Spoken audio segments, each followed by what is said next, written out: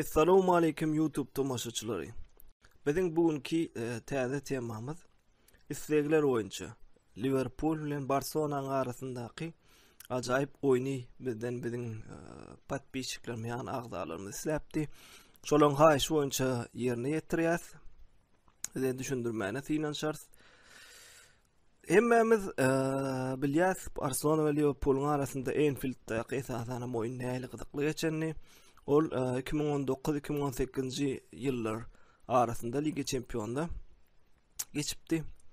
Gelin onda taktiki analizine detaylı seyredelim.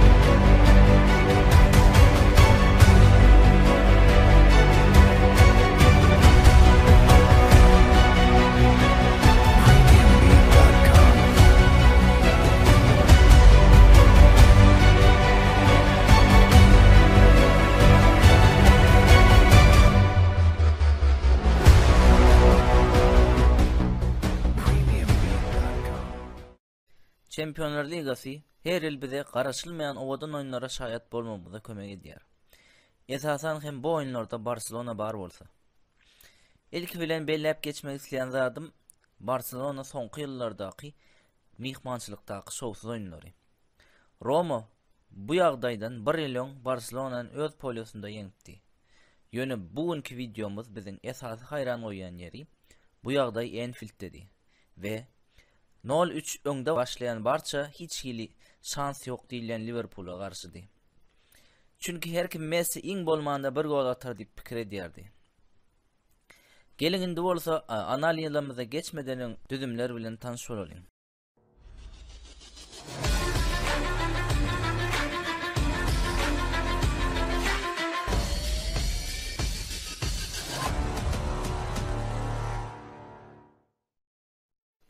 Liverpool bugün klasikki 4-3-3 sistemasy bilen çykdy.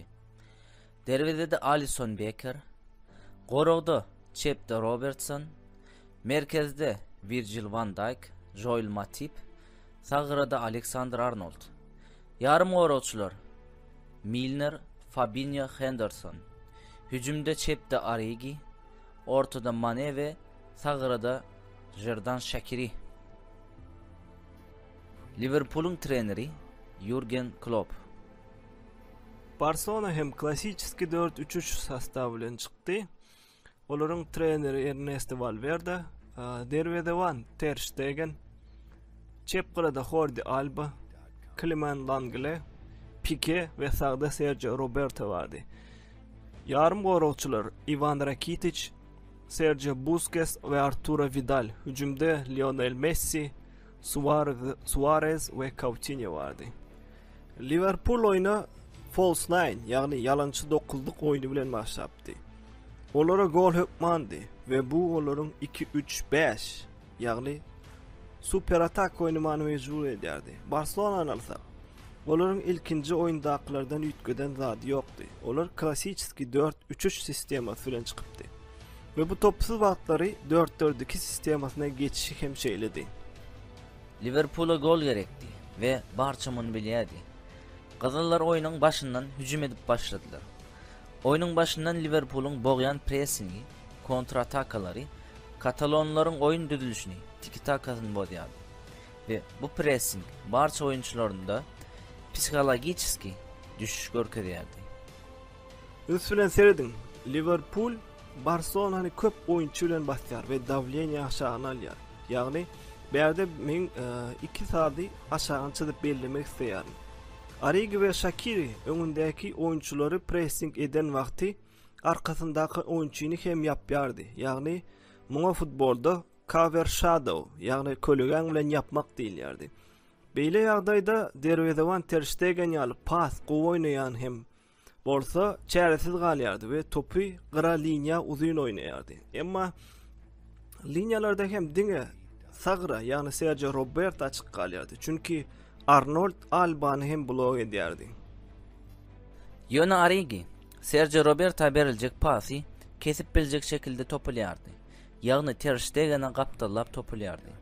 Bu bolsa diňe topu çep tarapy ýagny Alba tarap oýnamagyna mejbur edýärdi. Emma Alba hem Arnold tarapyndan baglydy. Ünsveren bolsaňyz şu ýerde Sergio açyk emma topu Ter Stegen'in oňa geçirmegini baskı bilen Origi päskeli berýärdi we Ter topu Liverpool'un san taýdan köp tarapyna oýnamagy mejbur bolýardy. Uzun oýnanan bu topdan soň Coutinho birinji topu kelle bilen alýar, emma töwereginde barça oýunçular ýokdy. Yine de barça oýunçusy 3-1 galýardy we gazallar topa iýe çykýardy. Henderson pozisiýasyny ýitirdi. Emma Shaqiri we Arnold yeni Liverpool'un presini başlatdy. Bogyan kontra pressingin esasy maksady karşıdaşa hiç gili wagt hemde boş yer bermezlikdi. Ýagny gysgaça aýdanmazda topulup gorunmakdy. Coutinho Rakitic'e pas geçiren wagtynda Fabinho Rakitic'e pressing edýär we Liverpool ýene de topu gazanýardy. Bu kontra pressing Liverpool'un tiz oýuna geçmegi Barcelona'nın agyr ýagdaýlara goýýardy. Oýuny döwýärdi. Emma esasy ýalňyş nirede seredeliň. Aslında bu oýunda Barcelona'nın utulan ýeri Enfield'di. We Enfield'in can köýerleri Barcelona Liverpool'a berýän gordawy bilen psihikiski baskı edýärdi. Bu olaryň dogry pas bermegine, dogry düşünmegine hem ziýan berýärdi. Ünsberen bolsaňyz aslında Liverpool'un baskysy Barcelona'nın beýni bolan Sergio Busquets'i boşrak goýardy. Emma Pique pasy ýyda berýär we Busquets bu ýagdaýa gaharlanýardy we Pique sagran açyklygyny görkezýärdi. Bular ýaly baskıly oýun islendik topar hem ýalňyşmany mejbur edýärdi we Sergio Roberto ýyda pasy Origi'nin ılgap gelýän ýerine taşlaýar we gola az galýar. Aberde bolsa Mane oýuny okaýar we Albanyň kelle bilen berjek ýerini bilýär we Albanyň arkasyna Busquets bilen Umtiti'nin arasyna girýär we Liverpool'un goly ilkinji 10 minutda gelýär. Emma bu şekilde oynamanyň gorugda boşluklar goýjagyny gazallar bilýärdi. Çünki Arnold öňe goldamak üçin has ýokaryk çykýardy we her gedek barça Liverpool'un pressingini döwen wagty Arnold'un garasy boş galýardy. Olar Liverpool'un pressingini döwýärdi. Ýöne nädip? Olar muny Sergio Roberto'nun Busquets'e we Busquets'in Vidal'ın ýygyna Busquets'e bermegi bilen ýagny one touch pass diýip bilinýän pasifikasyony oýnaýardylar we Busquets boşa çykýardy.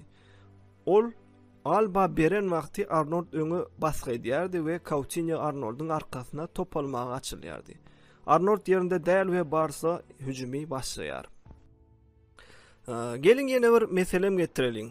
Berde hem görşüňiz ýaly Arnold öňe çykýar, Busquets'e geçer we Vidal hiç saklanman, hiç garaşdyrman ilkinji topu ilkinji Casanio bilen Coutinho'ya geçirýär. Ve Barcelona Liverpool'u 3-2 tutýar. Çünki gıdırlaryň iki gıralary hem oyunçulary, iki gyrasyndaky oyunçular hem öňde galypdy. Klopp Alisson'a hem oynardy ve bu şeýle de boldy. Alisson oýunyň dowamında 5 seyf etdi. Birinji oýunda biz Sergio Roberto'nun Mane'ye garşy nähil topulup oýnandygyny görüpdik ve bu oýunda ol rol Vidal'a hem düşýärdi. Bu oýunda hem meňzeş ýagdaýlar boldy, emma bu oýunda olar 2 gol Mane topulýardylar ve bu ýagdaý Shaqiri'ni boş goýupdy ve Liverpool'un ikinji goly golaýlaşýardy. Mane bu oýunda öz adyny gol listesine goşdurup bilmedi. Emma ol gowy oýun geçirýärdi. Mane özüniň taktikiski taýda nähil güýçlü taýynlygyny görkezýärdi. Ol Wijnaldum'un Origi'ye geçirjegini aňýar we Pique'nin Origi'ni saklamak üçin öňe çykjagyny görýär we onuň arkasynda goýan boşlugyny öz peýdasyna olanýardy. Haçanda hüjümde oýnaýan bolsaň, sen islendik topa garaşmaly we boş yeri görende elmide ama pozisiyon almalı we optimistik bolmaly. Öňe gelen her pursaty gowulanmaly we muny many gaty gowy bejerýärdi. Oyunun ikinci yarımında Liverpool Barcelona'nın has hem öz jerime meydançasına girmeni mecbur edýärdi. Olar barça meydançasyny adama şeklinde girerdi ve qara liniyalar açık goýdurýardy. Yine bir pozisyonda olar 3'e 3 kaldılar. Fabinho Ariga pas verdi ve Henderson qaradan hücuma goşuldy. Jerime meydançanın içinde adama şeklinde oynayan Liverpool qaradan gelen uzun toplarda golları gelipdi. Yani 3. golda Shaqiri'nin qaradan jerime meydançanın içine atan topundan gelen bolsa 4. golları Uglovoy'dan gelipdi.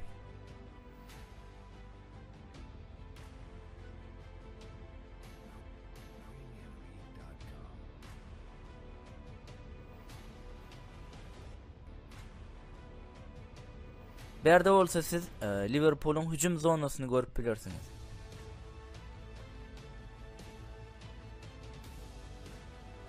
Videomuzun sonunda Arsene Wenger'in Anfield barada aydınlarını dinleyelim. Çünkü Anfield çından hem ulu rol oynaptı.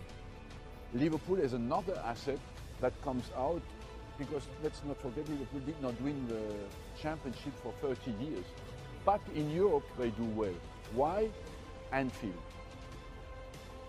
Home game. This is the most heated stadium in Europe in a return game. That's the only place you don't want to go is to Anfield because the atmosphere, everything is special there, you know. And so I'm keen to see what they do tonight.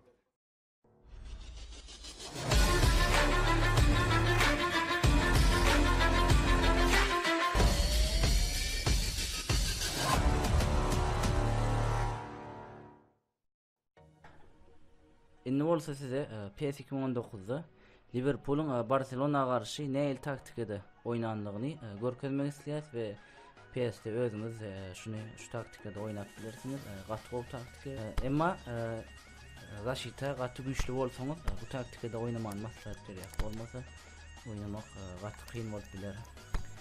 Men şeýle taktikany ken wagtymy galmasyn diýip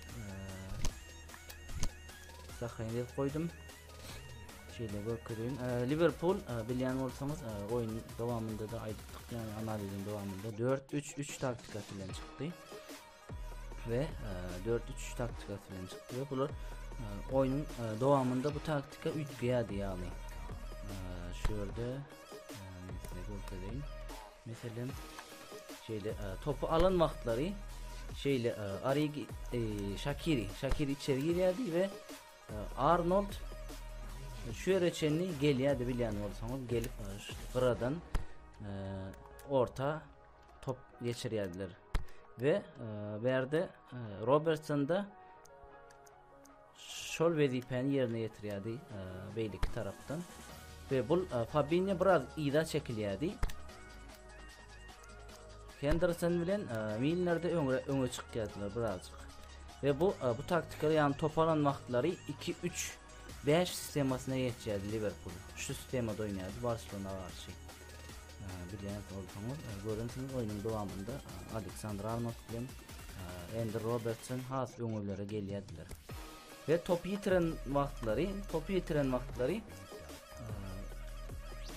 Arnold'a seyrediğinizde hatta Arnold şu yerler için gelip baskı yapıyordu, yani counter pressing, yani press ediydi bilýän bolsaňyz. Onu neyle koyup bilirsiniz? Şeyde de koyup bilirsiniz, yoksa şu yerde kalması has gol bilermeyin fikrimçe. O size kalan zat. Sonra şeyle attacking instruction'a giriyoruz. Kontra atak oynadılar bilýän bolsaňyz Liverpool ve uzun paslar oynadılar. Geniş oynadılar yani. Ve flexible, yani karşılıklı hücumda oynayan yerleri mesela ikinci golumuzda Shaqiri sağıradan çepqıra geçen yer var bilýän bolsaňyz. Bunu esleseňiz main formation'da oýup bilersiniz, yani her kim öz yerinden oynadyp da bilersiniz. Yani bu şeyle oymak has gowy bolar meň pikirimçe main formation'da. Berde şular ýalyk bir-birine ýakyn ödüler, gaty uzagam oynamadylar, gaty ýakynam oynamadylar bir-birine. Liverpool'un oyunçulary. Defensive instruction'da öňde baskı yaptılar, yani front line presser. Wide oynadılar, wide görünüşünde oynadılar ve agresif oynadılar. Liverpool'un zaşitatı hatta orta polya çenini çıktı bilýän bolsaňyz, Matip bilen Van Dijk ortalara çenini gelip pasları geçirýärdiler gören bolsaňyz. Ve birazcık kısılıp oynadılar. Berde gorugda hem pressle oynadılar, görünsüňiz özüňizem. Advanced instruction'a giremizde attacking fullbacks, yani gorugçular öňe hüjüme gidip oynadylar, yani öňe gidip oynadylar. False 9, yani taxta 9'luk Mane'nin gören bolsaňyz, Mane orta çenini gelip toplar alan wagtlary boldy ve hem gegenpressing, yani counter pressing oynadylar ve deep defensive line, yani line görünüşünde ida çekilip oynan yerlerde var, gören bolsaňyz oyunun içinde. Bizim bugünkü aýtjaklarymyz şulardan ibaret. Videomuz halan bolsaňyz like basyp agza bolmagy we videolarymyzy paýlaşmagy unutmaň. Her videomuzda belleýäs. Haýsy komandanın taktik analizini görmek isleýän bolsaňyz kommentariýalarda bize ýazyp bilersiňiz. Isleýänlerinizi ýerine ýetirer sökman we sizin kommentariýalaryňyza garaşýas. Hoş, sağ olun. Indiki videolarımızda görüşýänçek.